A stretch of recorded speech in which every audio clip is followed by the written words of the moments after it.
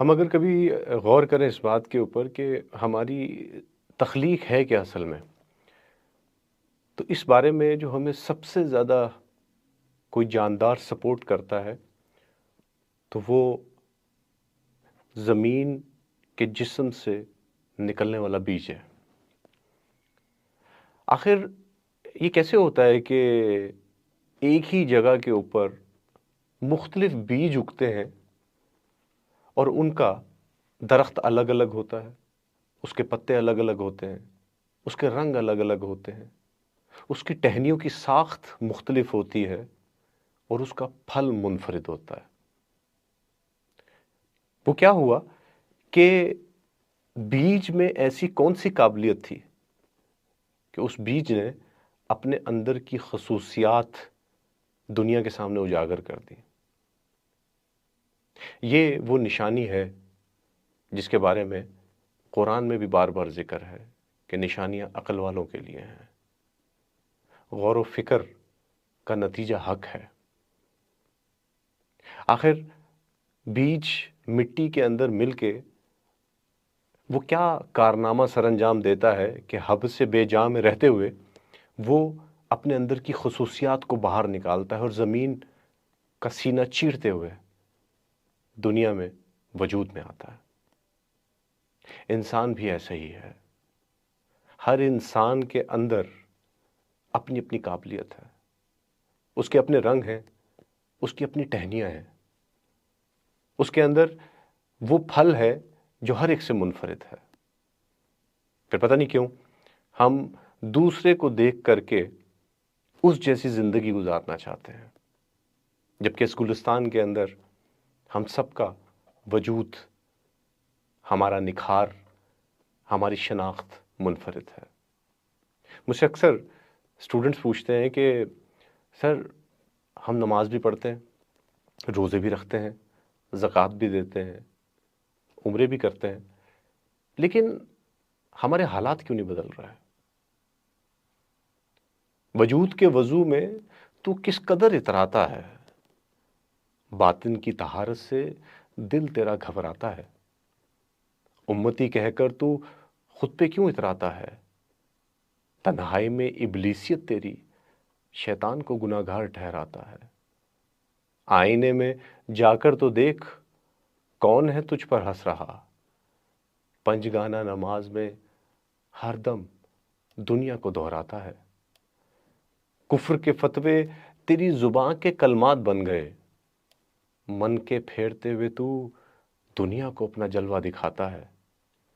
کون سکھلائے تجھے چھپی ہوئی عبادت کے رنگ، تو اپنی نیکی کے قصے زد عام سناتا ہے۔ تیری ان اداؤں سے روڑ گئی خدا کی قدرت، بنی اسرائیل کے قصوں میں آئینہ نظر آتا ہے۔ دنیا کی ہوس نے تجھ سے چھین لیے تجھ سے تیرے اجداد، آقا دو جہاں کی صحبت سے بہت دور نظر آتا ہے۔ تجھ سے امید ہو اب کیسے زمانے کی امامت کی، شعلہ انگیز مٹ گئی وہ فطرت جو کھلیانوں کو دہکاتا ہے۔ نماز پڑھنا اور نماز قائم کرنا یہ دو بہت الگ باتیں ہیں۔ وہ جیسے باپ کی کمائی ہوئی کمائی سے پیسے لے کے خرچ کرنا اور خود کما کر خرچ کرنے میں زمین آسمان کا فرق ہے۔ اسی طریقے سے اپنے کلمے کو خود حاصل کرنا، آباء و اجداد کے دیے ہوئے کلمے پر صرف گمان کر کے زندگی گزارنا مسلمانیت نہیں ہے۔ اپنے کلمے کو دیکھنا اور اس کے سفر سے گزرنا انسان کو مومن بناتا ہے۔ اور جب انسان اپنے وجود کو اور اپنے باطن کو پاکیزہ کر لیتا ہے تو پھر اس کی تنہائی میں اس کو یہ معلوم ہوتا ہے کہ وہ مومن ہے۔ وہ ہر جا، ہر پل، ہر نکڑ پر اپنے خدا کو پاتا ہے۔ ہماری زندگیوں میں جو اضطرابی کیفیت ہے، ہمارے وقت میں برکت نہیں رہی، ہمارے رزق میں برکت نہیں رہی، ہمارے رشتوں میں برکت نہیں رہی، ہمارے اعمال میں برکت نہیں رہی، ہماری شناخت میں برکت نہیں رہی، تو وہ کون سی بے برکتی کی آبشار ہم اپنے اوپر امنڈے ہوئے ہیں جس کی بنا پر برکت ہم سے روٹ گئی ہے؟ وہ ایک ہی وجہ ہے، ہم نماز قائم کرنا بھول گئے ہیں۔ آج آپ کو تمام فرقے بالکل ویسے ہی آپس میں لڑتے ہوئے دکھتے ہیں جیسے ہمارے ملک کی سیاسی جماعتیں ایک دوسرے کے اوپر کیچڑ اچھالتی ہیں۔ آج کے نوجوان کے لیے ایک بہت تکلیف دہ مرحلہ ہے کہ جب وہ نہیں پہچان پا رہا کہ وہ اپنی زندگی کس جانب گزارے، وہ کون سا رستہ ہے جس رستے کی بنیاد کے ساتھ وہ پروان چڑھے۔ وہ جب گھروں میں دیکھتا ہے تو اس کو اپنے رشتوں میں جھوٹ اور فریب نظر آتا ہے۔ وہ جب معاشرے میں جاتا ہے تو وہاں پر لوگوں کی منافقت کو دیکھ کر کے وہ اس زندگی سے تھک جاتا ہے۔